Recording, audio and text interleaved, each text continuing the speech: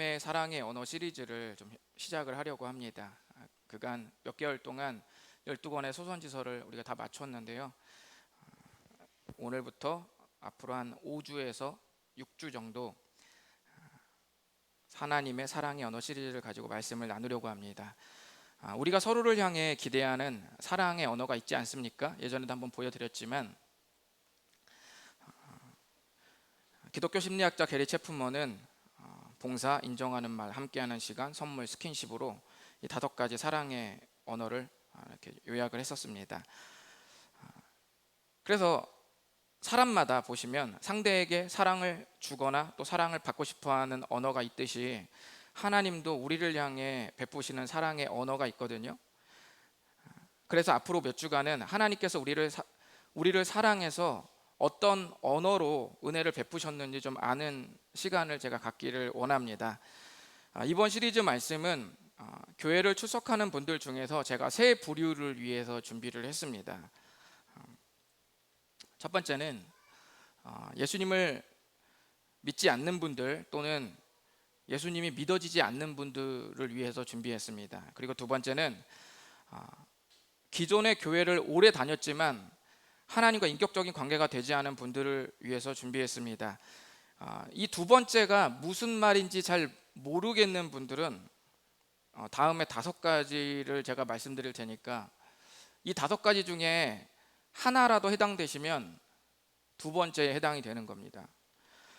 첫 번째, 주님을 믿고는 있지만 구원의 확신이 없거나 구원의 확신이라는 말의 의미를 모르겠다. 두 번째, 교회를 다니면서도 죄책감에 시달린다. 세 번째, 예수님의 죽으심을 생각할 때 그 사건이 굉장히 감동적인 이야기이긴 한데 그것이 나에게는 그 감동적인 이야기 이상의 의미는 없다. 네 번째, 주님께 복 받을 자격을 얻기 위해 주의를 지키고 헌금을 드린다. 5번째, 교회를 나오는 것은 좋은데 내가 하나님의 자녀인지는 잘 모르겠다. 이렇게 5가지 사항 중에서 뭐 하나라도 좀 걸리시면은 이런 두 번째에 해당된다고 말씀을 드리겠습니다. 그리고 마지막 세 번째 부류는 분명한 구원의 확신을 갖고 있지만 첫사랑의 감사와 감격이 식은 분들을 위해서 준비했습니다. 이런 분들은 이 세 번째 부류에 해당되는 분들은 자신이 받았던 은혜를 다시 곱씹으면서 감사와 감격을 되찾으시기를 바라겠습니다. 복음을 한 설교에 다 담을 수 있겠지만 저는 앞으로 한 5주나 6주 정도에 좀 길게 여러분과 함께 말씀을 나누려고 합니다.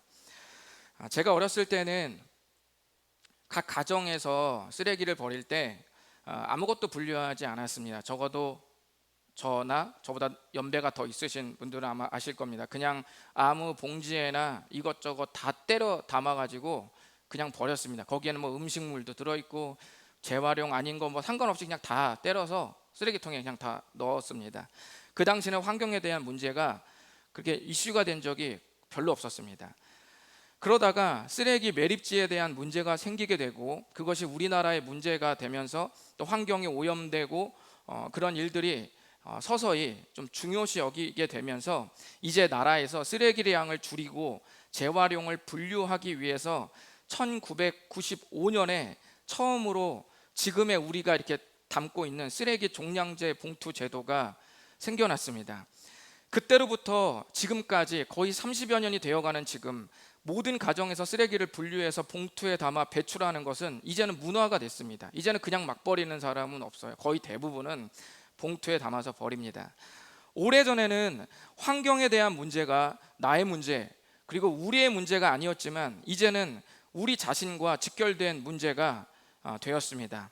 비단 쓰레기 배출뿐만 아니라 이산화탄소 배출량과 또 이산화탄소를 포함한 온실가스 배출량도 큰 문제가 되고 있습니다. 세계에서 가장 큰 섬 그린란드는 이 육지의 85%가 빙하로 되어 있습니다. 최근에 보고된 바에 의하면 이 빙하들이 매우 빠른 속도로 녹고 있다고 했습니다. 어느 정도냐면 지난 7월에 조사한 바에 의하면 지난 7월에 단 3일 동안 녹은 양이 우리나라 올림픽 수영장 720만 개를 채울 수 있는 물의 양이 딱 단 3일에 녹았습니다. 만약 그린란드의 빙하가 이런 식으로 해서 다 거기에 눈에 보이는 그 부분이 다 녹을 경우는 전 세계 지구, 온 지구의 해수면이 무려 6m가 상승합니다. 이 정도 되면 전 세계에 엄청난 대재앙이 일어납니다. 예를 들면 상상 초월의 집중호우, 우리가 지금까지 봤던 그냥 집중호우 정도의 차원이 아니라 거의 뭐 대재앙 수준의 집중호우가 내리고, 그리고 극강의 가뭄이 일어나고, 그리고 큰 산불이 계속 일어나게 됩니다. 그래서 모든 나라가 이 위기에 직면했기 때문에 탄소 중립을 선언하고 있는 것입니다. 제가 알기로는 우리나라도 2050년인가요? 그때까지 탄소 중립을 한번 실현해 보겠다라고 이렇게 발표한 것으로 알고 있습니다. 이제 환경의 문제는 나와 관계 없는 문제가 아니라 나와 우리 가족 그리고 온 세계의 생존에 대한 문제가 되어버렸습니다. 제가 말씀드리려고 하는 것은 내 문제가 아닌 줄 알고 아무렇지 않게 살고 있었는데 사실은 내 생명과 직결되는 문제가 우리 모든 사람에게 환경 말고 또 있다는 것입니다. 오늘은 그 문제만 살펴보는 시간을 좀 갖도록 하겠습니다. 모든 사람들이 맞닥뜨려야 할 인생의 큰 문제는 허무함입니다. 오늘 설교 제목처럼 헛됨, 허무함입니다. 과학은 더욱 발달하고 인류의 문명은 더 발전해서 과거에 비해 객관적인 삶의 환경은 분명히 더 나아졌을지 모르지만 인생을 대하는 사람들의 자세는 이전보다 더 많이 비관적이 되었습니다. 보통은 인생의 허무함을 언제 느끼냐면 노년에 느낍니다. 자식들 다 키우고 자신을 돌아보니 이미 꽤나 늙어버린 모습을 보게 됩니다. 그러다가 돈이나 건강상의 문제가 찾아오면 인생에 대해 깊은 생각에 잠기게 됩니다. 설상가상으로 자신이 사회에서 쓸모없다고 여겨지거나 인간관계가 대폭 축소되고 자신을 찾는 자들이 이제는 점점 적어질 때 자신의 삶을 또 한 번 인생을 되돌아보게 됩니다. 한때 파란만장했고 한때 겁없이 모든 일에 달려들면서 열정과 젊은 패기를 부렸던 그런 젊은 나날들이 스쳐 지나갑니다. 하지만 현재 아무것도 남아있지 않은 자신을 볼 때 그때부터 묘한 감정이 들기 시작합니다. 실제로 우리나라의 국가 정신건강 서비스에서 내놓은 글을 보면 65세 이상 노인들 중에 자살을 생각하게 된 이유 중 1위가 16.4%로 건강상의 문제가 발생했을 때입니다. 그러니까 나이가 들어도 괜찮았다가 어떤 문제가 발생해서 내가 맘대로 뭔가 할 수 없게 되는 순간이 왔을 때 인생을 다시금 깊이 생각하게 된다는 것이죠. 하지만 모든 사람들이 노년이 되었다고 해서 다 이런 감정을 느끼는 것은 아닙니다. 사람마다 전부 다르고 노년에도 엄청 행복하게 살다가도 또 눈을 감기 전에는 그때 인생에 대한 스스로의 평가를 하거나 허무감을 느끼는 사람들도 있습니다. 사람마다 그 시기는 다 다릅니다. 그런데 인생에 대한 부정적인 생각을 하는 이 연령이 이제 오늘날에 와서 점점점 젊어져 가고 있다는 것입니다. 중앙일보 3월 2일자 기사를 보면 왜 학업을 중단했는가라고 이렇게 물었습니다. 2021년 대구 지역에 학교 밖 청소년 2,566명 중에 한 10% 표본을 뽑아서 259명의 표본을 뽑아가지고 학업을 왜 중단했는지 물었습니다. 가장 많이 중단한 시기는 고등학교 1학년 때 가장 많이 중단했고, 중단한 이유 중에 1위가 뭐냐면 학교 다니는 것이 의미가 없어서라고 이렇게 대답을 했습니다. 어르신들과 적어도 저희 정도 때는 어땠습니까? 우리 옛날에 고등학교, 중고등학교 다닐 때 어떠셨어요? 뭐 초등학교도 아니고 국민학교였잖아요. 그때 어땠습니까? 그냥 다니라고 하면 다니는 거예요. 우리는 부모님들이 다니라고 그러면 다니고 그냥 혼날까 봐 무서워서 이렇게 다니고 그랬잖아요. 그런데 요즘 청소년은 학업이라는 자기 본업에 충실할 이유를 못 느끼면 엄마가 혼내도 그냥 다니고 싶어 하지 않는 거예요.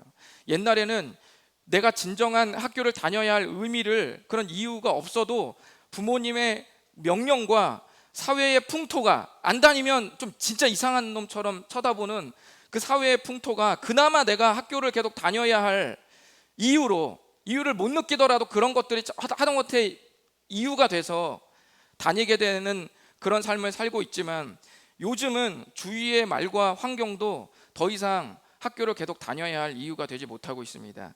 우리나라 경제협력개발기구, 즉 OECD 국가 중에 우리나라가 자살률이 1위인 것은 워낙 많이 들어서 잘 아실 것입니다.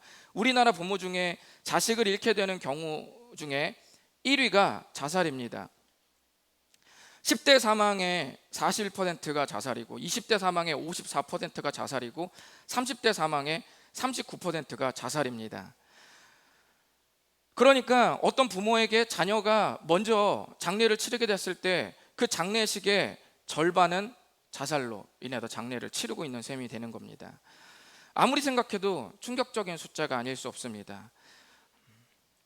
좀 희미하지만 그냥 그래프, 그냥 곡선만 그렇게 보시기를 바랍니다. 이 그래프는 우리나라의 1997년부터 2018년까지의 자살률 추이를 그려놓은 것입니다. 그런데 그래프를 잘 보면은 두 번의 가파른 곡선들이 보이실 겁니다. 그렇죠? 두 번 정도의 크게 가파른 곡선이 보이는데, 그때가 언제냐면 1997년 IMF 때, 그리고 2008년에서 2011년 즈음에 발생한 전 세계 금융 위기 때 자살률이 가파르게 그렇게 올라갔습니다. 한마디로 돈 걱정이 극도의 스트레스가 되었을 때 많은 이들이 극단의 선택을 했다는 말입니다. 이제 인생의 의미를 건강하게 찾을 수 있는 시대가 점점 사라져가고 있습니다. 그러나 엄밀하게 따지면 이 문제는 요즘 시대에 생겨난 것이 아니라 인류 역사에 늘 있어 왔습니다. 다만 문명이 발달할수록 그것이 더 이른 나이에 체감돼서 이렇게 노골적으로 드러난 것뿐이지, 사실은 이 문제는 우리 인류 역사에 계속 있어 왔습니다. 오래된 신앙서적 중에 베스트셀러였던 목적이 이끄는 삶을 보면 거기에 이런 이야기가 나옵니다. 일리노이 주립대학의 철학 교수인 이 무어헤드라는 박사님이 전 세계의 저명한 철학자, 작가, 학자 250명에게 인생의 의미가 무엇입니까? 라는 질문을 그렇게 했다고 합니다. 그런데 250명의 저명한 학자, 작가, 철학자들의 답변이 뭐였냐면, 어떤 유형은 그냥 자신감 있게 써서 보낸 유형이 있고, 또 어떤 사람은 확신할 수는 없지만 그냥 내 생각엔 이렇다라고 추측해서 보낸 사람이 있었고, 그리고 꽤나 상당수가 자기는 삶의 목적에 대해서 대답할 수 있는 명확한 말이 없다라고 그렇게 말을 했습니다. 그리고 그 중에 또 몇몇은 만약에 오히려 그 물은 무어헤드 교수님한테 만약 그 삶의 목적에 대해 누군가 제대로 된 답을 찾는다면 자기에게 가르쳐 달라고 그렇게 얘기를 했습니다. 오늘 저는 여러분과 함께 짤막한 성경 말씀 하나를 좀 나누어 보려고 합니다. 우리 한번 읽어보실까요? 시작. 아들 예루살렘의 전도자의 말씀이라. 전도자가 이르되 헛되고 헛되며 헛되고 헛되니 모든 것이 헛되도다. 아멘. 여러분이 읽으신 2절의 말씀은 말장난하는 것이 아니라요, 인생이 헛되다는 것을 강조하는 고대 이스라엘의 이 관용구 같은 표현입니다. 그러니까 진짜 인생은 정말 헛되다라는 것을 말하는 표현인 것이죠. 이 말을 누가 했을까요? 여러분 1절의 말씀을 보시면 다윗의 왕, 예루살렘의 아들이라고 말하고 있습니다. 다윗의 아들이 여럿이 있죠. 그런데 전통적으로 이 예루살렘의 아들, 다윗의 왕, 그의 아들을 솔로몬 왕으로 생각하고 있습니다. 이 전도서를 솔로몬이 지었다. 원래 구약 성경이 히브리어로 되어 있는데 이를 한 주전 3세기 이쯤에 헬라 구약 성경으로 번역한 70인역이라는 성경이 있습니다. 이 성경에는 1장 1절에 솔로몬이라고 이렇게 되어 있습니다. 설사 솔로몬이 아닐지라도 솔로몬과 같은 위치의 경험에 빗대어서 이 말씀이 기록되고 있는 것은 사실입니다. 솔로몬 왕이 인생을 살아보니 인생이 헛되다고 이렇게 말을 했습니다. 헛되다는 뜻은 속이 텅텅 비었다는 거예요. 꽉 차고 알찬 삶을 평생 살았는데 솔로몬이 자기의 인생을 보니까 정말 헛되다라고 고백했다는 거예요. 그러면 솔로몬 왕이 어떤 삶을 살았을까요? 솔로몬 왕, 그는 과연 누구일까요? 솔로몬 왕은 이 땅을 살아가는 모든 사람들이 누릴 수 있는 모든 것을 다 가져본 사람입니다. 먼저 그는 왕의 위치에서 살았던 사람입니다. 권력이나 명예욕이 있는 사람은 어떻습니까? 더 높이 올라가고 싶어하는 야심이 있습니다. 더 높이 계속 올라가고 싶어하는 야심이 있죠. 솔로몬은 가장 높은 자리, 즉 왕의 자리에 있던 사람이었으니 오늘날 권력과 명예를 추구하는 사람들이 추구하는 삶의 정점에 있었던 사람입니다. 그러므로 솔로몬의 권력과 명예를 쫓는 사람들을 솔로몬은 오늘날 권력과 명예를 쫓는 사람들을 대변할 수도 있습니다. 두 번째로 솔로몬은 지식과 지혜가 넘쳐난 사람이었습니다. 열왕기상 10장 1절에 보시면은 고대 남부 아라비아의 중심지였던 스바의 여왕이 솔로몬의 명성을 듣고 대답하기 힘든 질문을 가지고 와서 묻고 시험했다는 이야기가 나옵니다. 명성이 자자하니 내가 진짜 극강의 난제를 갖고 와서 한번 물어보리라 라고 해서 방문을 했습니다. 그래서 이것저것 아주 알차게 다 물어봤습니다. 그랬더니 성경에 성경에서 말씀하시기를 솔로몬이 그가 묻는 말에 다 대답했다라고 얘기를 하고 있습니다. 시원하게 다 대답했습니다. 이에 격하게 놀란 이 스바 여왕이 엄청난 돈과 향품, 보석을 선물하고 떠나는 이야기가 성경에 나옵니다. 누구보다 많이 알고 누구보다 똑똑하고 싶어하는 사람들이 있습니다. 스펙을 쌓고 학벌을 중요시 여기는 사람들이 있습니다. 내가 그만큼 중요시 여기는 만큼 나보다 더 나은 스펙을 갖고 있으면 그 부분에 더 강한 눌림이 또 생기는 것이죠. 많이 배우고 똑똑한 것이 나쁜 것은 아니죠. 그렇지만 스펙을 쌓고 싶어하는 그 이유가 괜찮은 인생을 꿈꾸기 위해서라면, 그것을 위해서 만약에 하고 있다면 그 삶은 솔로몬 왕이 이미 그 목표를 이뤘다고 볼 수가 있습니다. 그리고 세 번째로 솔로몬은 돈이 넘쳐난 사람이었습니다. 그의 사치는 오늘날 우리가 강남 이런 압구정에서 사치하는 사람들하고는 기본적으로 비교가 되지 않았습니다. 일례를 하나 좀 보여드리면요, 열왕기상 4장에 보면 솔로몬의 하루 음식물을 소비하는 양이 나옵니다. 거기서 굉장히 많은데 다 읽으실 필요 없고 제가 한마디로 딱 말씀드리면은 이 음식량을 학자들이 조사했습니다. 그랬더니 어느 정도의 양이냐면 14,000명이 하루 동안 풍족하게 먹을 수 있는 양이라고 했습니다. 14,000명이 하루 동안 배불리 먹을 수 있는 양을 솔로몬은 그냥 그날 하루에 자기가 진설해 놓고 즐기고 있었습니다. 오늘날로 비교해 보면 제가 생각해 봤어요. 한 끼 식사에 한 10,000원짜리를 생각해 봤다. 그러면 14,000명이면 어떻습니까? 1억 4천만 원입니다. 솔로몬은 하루에 식대로 1억 4천만 원씩 결제한 사람입니다. 오늘날 웬만큼 사치하는 분들 중에 여러분 하루에 1억 4천만 원짜리 식대 결제하는 분 보셨어요? 주위에? 아마 뉴스에도 그런 사람은 거의 안 나왔을 겁니다. 이 기록은 솔로몬의 풍요로움이 어느 정도였는지 가늠해 볼 수 있는 기록입니다. 누구든지 고가의 차, 펜트하우스, 금싸라기 땅, 고가의 물품으로 자신의 외형을 갖추고자 또는 자신의 위안을 받고자 하는 그런 사람의 끝에는 솔로몬이 기다리고 있을 것입니다. 마지막 네 번째로 솔로몬은 성을 마음껏 탐닉한 사람이었습니다. 열왕기상 11장 1절에 보시면은 솔로몬 왕이 매우 많은 여인을 사랑했다고 기록되어 있습니다. 솔로몬은 원하는 여성을 아내로 맞아들였고 다른 나라의 정치적 정략 결혼을 명목으로 이방 여인들과 마음껏 혼인했으며 그 여인들이 섬기던 우상도 더불어 섬겼습니다. 그는 자신이 원하는 성적인 욕망을 그의 지위를 이용해서 마음껏 탐닉했습니다. 누구든지 성적인 쾌락으로 삶의 무료함을 달래려고 한다거나 또는 그것을 목적으로 인생의 관계를 맺는 사람이 있다면 반드시 그 끝에 솔로몬의 후회가 기다리고 있을 것입니다. 어떻습니까? 이 중에 혹시라도 이 네 가지 중에 비슷한 결을 가지고 살아가는 분이 있다면 그분은 솔로몬의 고백을 하게 되어 있습니다. 헛되다는 고백을 언젠가 반드시 입술에서 내뱉을 수밖에 없습니다. 오늘날 우리가 쌓고자 하는 대부분의 전부를 가졌으나 솔로몬은 인생이 헛되다, 허무하다고 그렇게 기록을 했습니다.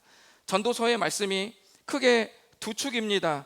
전도자가 하는 말이 있고 전도자를 바라보는 가상의 관찰자가 하는 말이 있습니다. 전도서는 크게 이 두 축으로 얘기가 나와요. 전도자가 인생이 헛되다는 것을 기록하는 것이 절반이 나오고, 절반은 그 전도자를 바라보는 가상의 관찰자가 바로 잡는 부분들이 이렇게 같이 나옵니다. 그런데 우리가 두 축 중에 이렇게 한 축을 보시면은 이 전도서의 말씀이 이렇게 기록이 되어 있습니다. 그 중 하나가 바로 우리가 스스로 읽어나가는 삶의 끝에 의외로 텅 빈 공허가 있을 것이라고 가르쳐 줍니다. 이 고백은 열심히 살지 않아서도 아니고 윤리적으로 착하게 살려는 마음이 없어서도 아닙니다. 열심히 살고 괜찮고 최선을 다해서 착하게 살려고 하더라도 반드시 모든 인생의 끝에는 허무와 헛되다는 고백이 나올 수밖에 없다는 것이죠. 아무리 그렇게 살아도 인생을 채울 수 없는 뭔가가 있다는 것을 의미합니다. 이에 대해 관련된, 이 말씀과 관련된 신약 성경 말씀 중에 다음과 같은 말씀이 있습니다. 우리 한번 로마서 8장 20절을 읽어보겠습니다. 시작. 피조물이 허무한데 굴복하는 것은 자기 뜻이 아니요 오직 굴복하게 하시는 이로 말미암음이라. 아멘. 여기에 기록된 허무하다라는 말이 바로 전도서의 말씀에 솔로몬이 고백한 헛되다는 말과 같은 뜻입니다. 여기인데 잘 보시면 좀 우리가 거북한 좀 고백들이 나오죠. 기록들이 나옵니다. 우리가 허무감을 느낀 게 아니라 하나님이 그렇게 허무한데 인생이 굴복하도록 하나님께 하셨다라는 것처럼 이렇게 기록이 되어 있습니다. 그러면 주님은 나쁜 분이지 않아요? 아니, 보람찬 삶을 갖게 해주셔도 모자랄 판에 그렇게 해주셔야 될 분이 허무감을 갖게 해준다면 그거는 좋은 하나님이 아니지 않습니까? 그건 나쁜 하나님 아닙니까? 라고 생각하실 수 있는데 아닙니다. 이 말씀은 실제로 보람찬 삶을 허무하도록 만들고 느끼게 한다는 말이 아니라 원래 공허함이 있는 인생을 깨닫게 하신다는 말씀입니다. 원래 공허한 인생인데 아무도 공허하지 않다는 착각으로 살고 있는 그 인생에 주님께서 오셔서 실제로 공허한 인생을 더 이른 시기에 공허하다는 것으로 고백하도록 만든다는 뜻이에요. 하나님께서 그렇게 하신다는 겁니다. 문제가 없다고 여기며 살았는데, 실제 있으나 없다고 여기며 살았는데 문제를 보게 하는 것입니다. 서두에 말씀드렸다시피 나의 문제가 아니라고 여기며 살았는데 알고 보니 환경의 문제는 나의 문제일 뿐 아니라 인류의 미래가 달린 문제라는 것을 발견하는 것과 똑같습니다. 치료 가능성이 있을 때 병원에서 명확하게 진단이 나오는 것이 좋은 것입니까? 나쁜 것입니까? 좋은 것입니다. 저희 사모는 오진 때문에 맹장이 뱃속에서 터질 뻔했습니다. 그때는 문제가 있다고 정확하게 얘기해 주는 게 좋은 겁니다. 심각하니 빨리 수술해야 된다고 말하는 게 좋은 겁니다. 가능성이 있는 인생에서 가던 길을 돌아설 이유를 제시하는 것은 저주가 아니라 사랑입니다. 사람들은 어떤 병이든 어떤 문제든 어떤 상황이든지 두 가지 이유로 심각함을 잘 느끼지 못합니다. 첫 번째는 잠복기가 있을 때입니다. 당장 문제가 수면 위로 떠오르지 않을 때 우리는 서서히 침몰하는 위기를 직감할 수 없습니다. 그 위기를 인지했을 때는 꽤 늦거나 불가능할 때입니다. 가장 지혜로운 것은 잠복기일 때 그 잠복기를 명확하게 확인한 그 대상자가 분명하게 해주는 말을 수용하는 겁니다. 그것이 가장 지혜로운 거예요. 인생의 허무감은 잠복기가 깁니다. 내가 무엇인가를 할 수 있는 기회가 많으면 많을수록, 젊으면 젊을수록 잠복기는 훨씬 더 길 것입니다. 그러나 그 문제는 결코 작지 않다는 것을 기억해 주시기를 바랍니다. 두 번째는 나의 문제라는 생각이 안 들 때입니다. 심각하긴 심각한데 그게 내 거는 아니라는 생각이 있을 때 우리는 심각함을 느끼지 못합니다. 옆집 뒷집에서 일어나는 일들이 내 일은 아니잖아 라고 생각한다면 여러분, 그것은 오산입니다. 최근에 코로나가 재유행하고 10만 명을 넘어서 지금 기록하고 있지 않습니까?